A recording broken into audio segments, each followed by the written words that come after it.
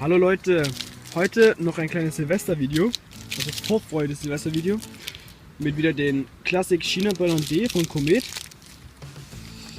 teils gut verarbeitet von 2015 und mit einem wirklich Klassik, also das ist echt krass, dass ich noch sowas habe.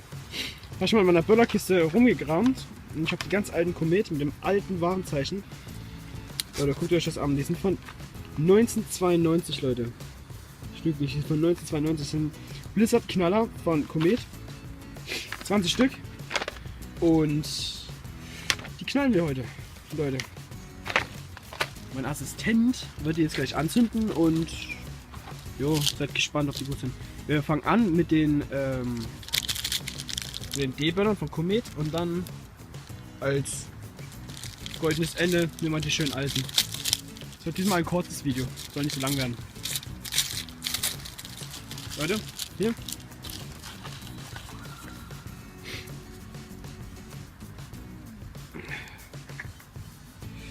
Naja, eine Verarbeitung ist gerade nicht so gut.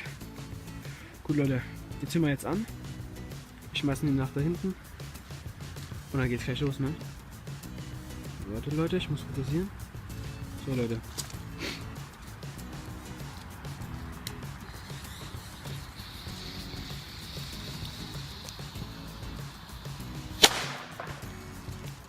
Oh ja, Leute, der hat schon geschnipselt. Machen wir gleich den nächsten? Ja. Jo, wir machen gleich den nächsten. Also der war gerade echt schön laut, das muss man sagen. Hier, Leute, nochmal die Comet.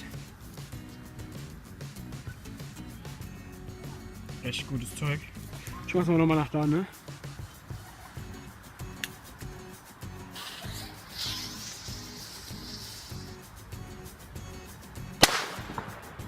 Oh ja, der war gut. Jetzt machen wir den alten Knaller von 92. Machen wir auch 2 Stück. So, Leute, hier. So schauen sie aus. Sind wirklich noch gelb. Und jo. Leute, schauen wir den mal an. Schweizer Kracher. So, Leute, schmeißen wir auch wieder nach da.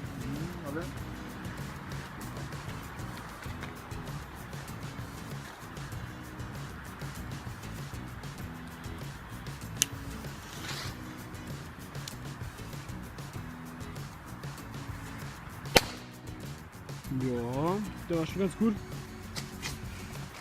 Jetzt machen wir noch den zweiten. Ich gehe mal etwas hinter.